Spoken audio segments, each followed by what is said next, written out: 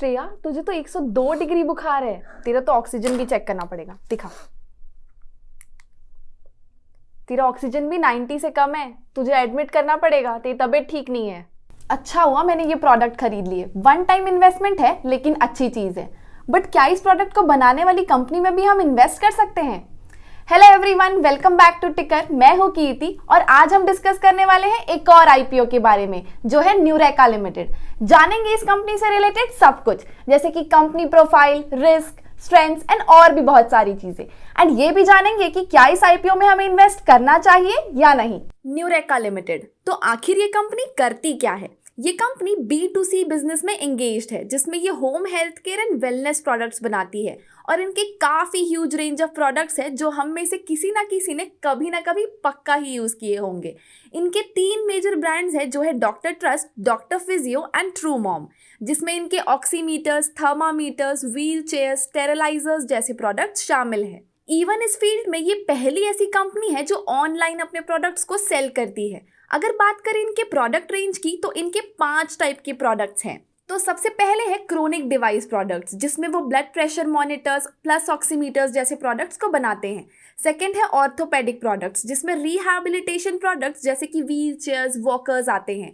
Third है mother and child products, जिसमें bottle sterilisers, bottle warmers, car seats जैसे products हैं। फोर्थ है न्यूट्रिशन सप्लीमेंट्स, जिसमें फिश ऑयल, मल्टीविटामिन्स है। और फिफ्थ है लाइफस्टाइल प्रोडक्ट्स, इसमें smart glasses, aroma diffusers and fitness trackers हैं। तो इससे हमें ये तो पता चल ही जाता है कि इनके पास अच्छे प्रीमियम प्रोडक्ट्स की रेंज है। इनके बहुत ज़्यादा डाइवर्सिफाइड प्रोडक्ट्स है, बट जो सबसे फेमस और सबसे ज़्यादा रेवेन्यू जनरेट करने वाला प्रोडक्ट है वो है क्रोनिक डिवाइसेस का। जैसे कि आप देख सकते हैं इस पाई चार्ट में कि इसके बीपी मॉनिटर्स, न्यूबलाइजर से काफ़ी ज़्यादा रेवेन्यू जनरेट होता है।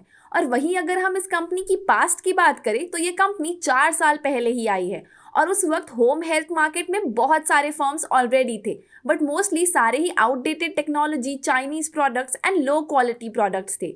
और वहीं न्यूरेका ने इस अपॉर्चुनिटी को ग्रैब किया और मार्केट में थोड़े डिफरेंशिएटेड एंड क्वालिटी प्रोडक्ट्स लाया, वो भी रीजनेबल कॉस्ट पे, जिसकी वजह से इनके रिवेन्यूज और प्रॉफिटेबिलिटी अच्छी हो गई। इवन ये अपने प्रोडक्ट्स को अक्रॉस इंडिया सेल करते हैं अपनी खुद की वेबसाइट के through and third party e-commerce platform, distributors and retailers के थ्रू भी।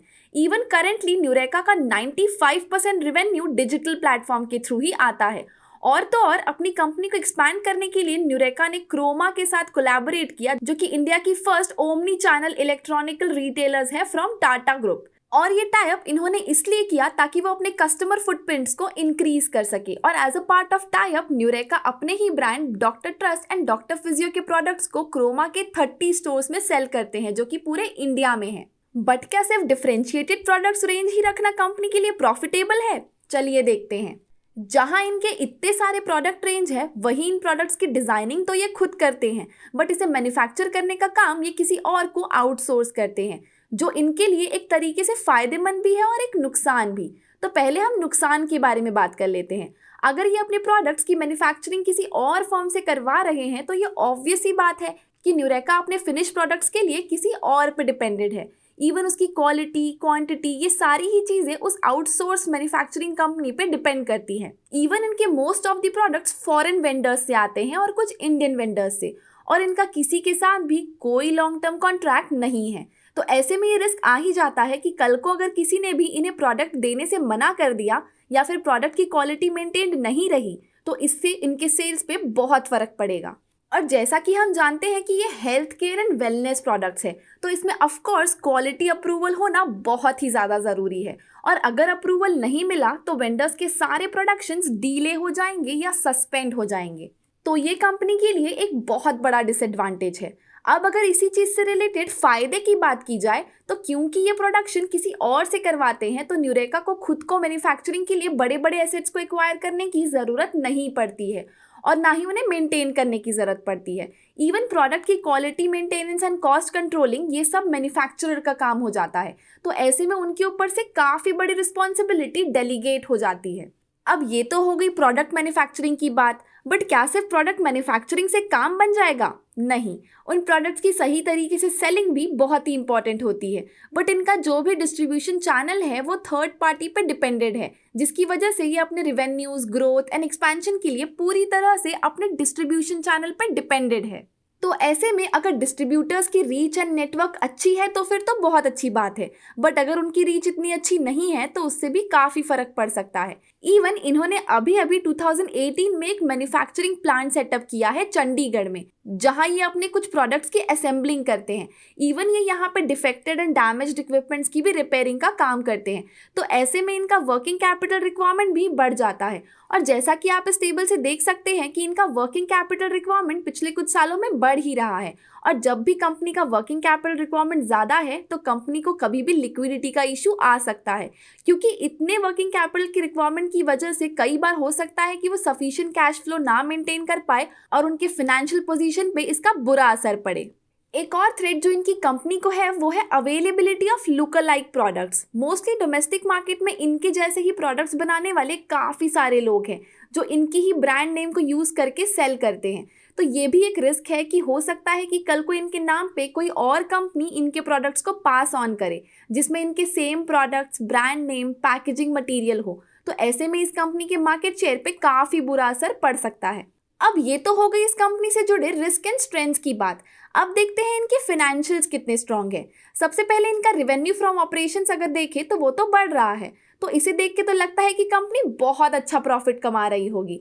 तो चलिए और डिटेल्स भी देख लेते हैं। बट अगर हम इनका ऑपरेटिंग प्रॉफिट मार्जिन देखें तो वो तो कम हो रहा है। मतलब कि अगर कंपनी 100 रुपये भी कमा रही है तो उसके पीछे अभी सिर्फ 9.8% का ही मार्जिन वो ला पाते हैं। बट जब कंपनी के रिवेन्यूज बढ़ रहे हैं तो ये देखना थोड़ा अटपटा लगता है कि ऑपरेटिंग मार्जिन क्यों नहीं बढ़ रहे हैं। वो इसलिए क्योंकि इनकी जितने प्रपोर्शन से रिवेन्यू बढ़ रहे हैं उतने ही डबल रेशियो से उनके एक्सपेंसेस जैसे कि एम्प्लॉयज एक्सपेंसेस और फाइनेंस कॉस्ट भी बढ़ रहे हैं। तो जैसे कि आप फाइनेंस कॉस्ट देख रहे हैं वो हर साल बढ़ ही रहा है। मतलब हर साल इनके डेट्स तो बढ़ ही रहे हैं, साथ ही उस पर जो इंटरेस्ट पे करते हैं वो भी बढ़ रहा है। अगर हम इंडियन हेल्थ मार्केट की इंडस्ट्री देखें तो 2025 तक 11% CAGR की ग्रोथ एक्सपेक्टेड है। जैसे जैसे लोग हेल्थ एंड वेलनेस को लेके अवेयर होंगे वैसे वैसे इस इंडस्ट्री में ग्रोथ आएगी।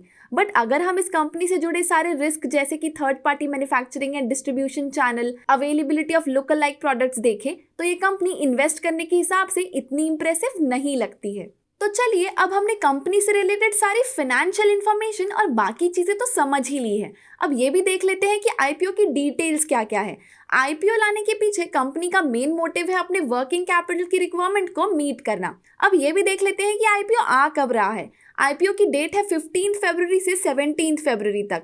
IPO का प्राइस बैंड है 396 रुपीज़ से 400 रुपीज़ पर इक्विटी शेयर। IPO का मार्केट लॉट है 35 शेयर्स, मिनिमम ऑर्डर क्वांटिटी भी है 35 शेयर्स और लिस्टिंग डेट है 26 फरवरी। अब जल्दी से हमें कमेंट सेक्शन में ज़रूर बताइएगा कि क्या आप इस IPO में अप्लाई करने वाले हैं या नहीं। और हाँ, अगर आपको ये IPO एनालिसिस यूजफुल लगा हो तो इस वीडियो को लाइक एंड अपने फ्रेंड्स एंड फैमिली के साथ शेयर करना ना भूलिएगा। Thank you.